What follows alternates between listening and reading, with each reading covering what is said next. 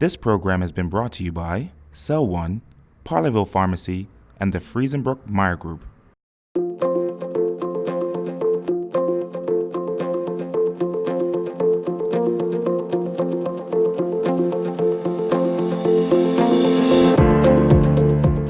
Welcome to 2015's 10 Most Fascinating People of Bermuda. I'm Lisa Pickering. Everyone has a story, a little something that makes them unique, especially right here in Bermuda. But what does it mean to be fascinating? We've put together a list of 10 Bermudians that captured the headlines in 2015. Whether they've been the subject of controversy or of great praise, there isn't an individual on this list that hasn't come up in conversation around the dinner table, at the office, or at social gatherings.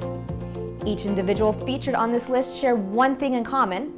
They all have shown passion, determination, and perseverance in the face of setbacks.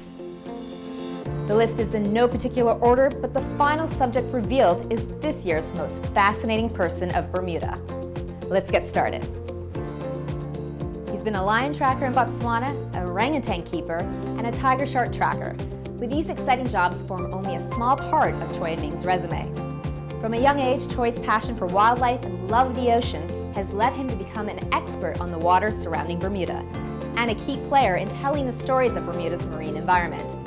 His close friendship and shared love of the ocean with the late beloved vet, Dr. Neil Burney, grew into a filming adventure which would later become the TV series Ocean Vet. Their findings on the Tiger Shark project have proved to be significant to scientists, suggesting that these sharks make frequent journeys between the warm waters of the Caribbean and the North Atlantic Ocean. But for Choy, his journey all started with whales. Just seeing the whales got me sort of re-inspired here and thinking, this is amazing. You know, we're really not sort of utilizing this resource, enjoying this, showing people, showing off our island. You know, we have all these amazing things. So I started with that. I'm a fairly excitable person, not nearly as much as Neil Burney, but you know, we had a good rapport. I showed him the whales, and then he got me out to the sharks, and it all really kicked off from there.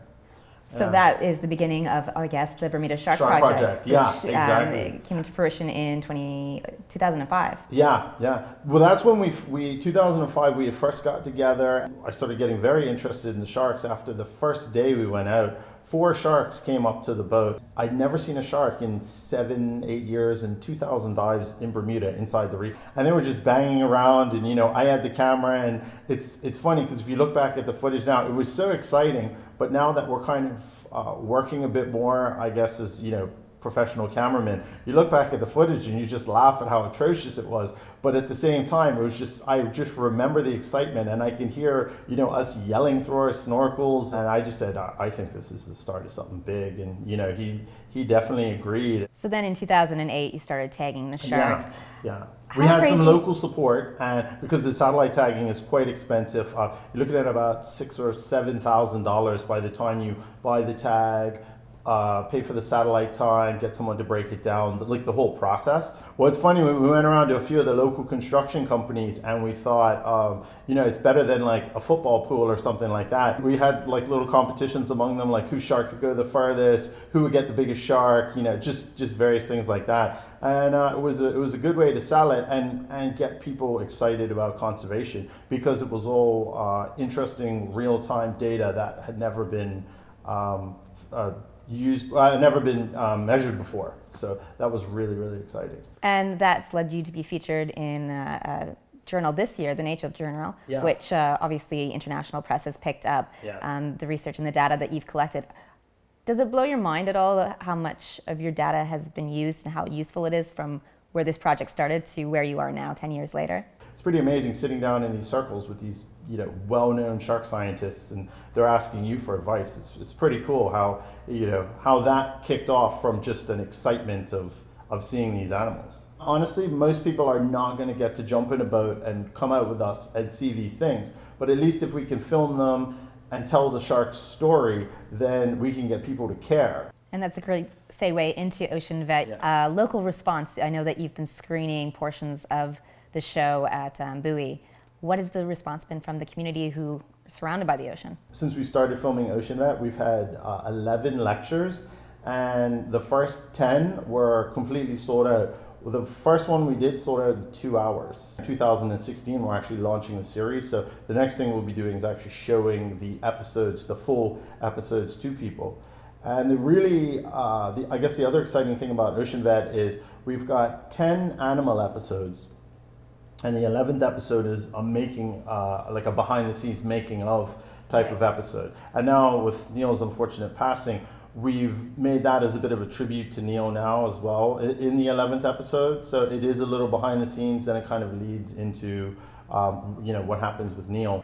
But you're trying to angle as well that sharks aren't the predators that they have once been perceived as. No, they're not at all. And I think a lot of that honestly comes from between fishing encounters and what you used to see on TV. When you're filming sharks, as we clearly know now for a television show, you're out there for days or weeks at a time, and you're looking for the most exciting action.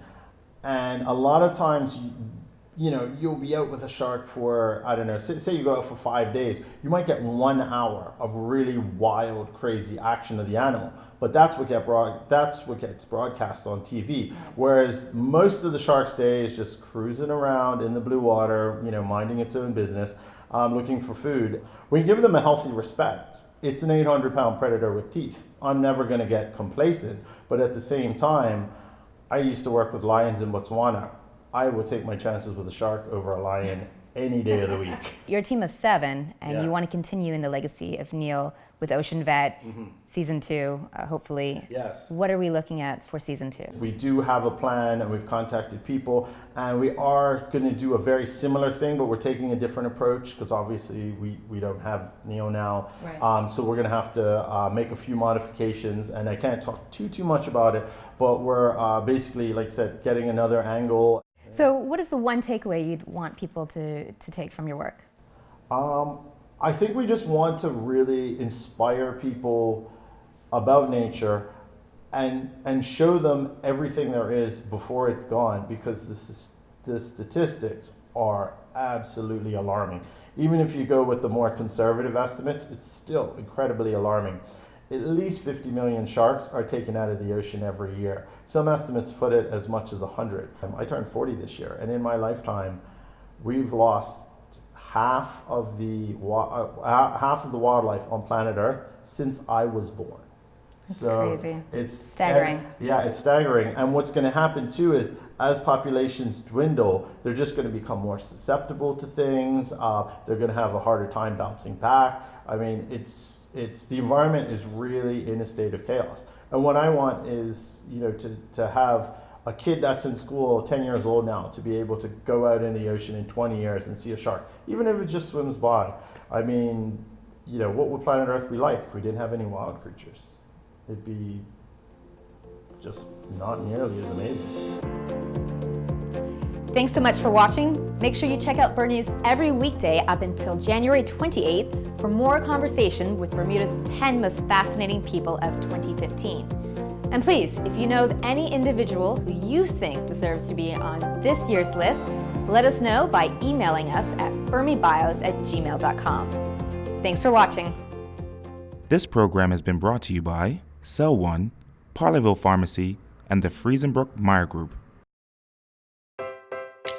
With Cell One, you simply get more. More 4G speed and reliability across the island. More warranty coverage from the only carrier authorized to resell Apple iPhones in Bermuda. More first-class service with our 24/7 customer care, whether you're in-store, on the phone, or online. More services, mobile phones, long distance, and home internet, all with one company. Get more with one. Cell One.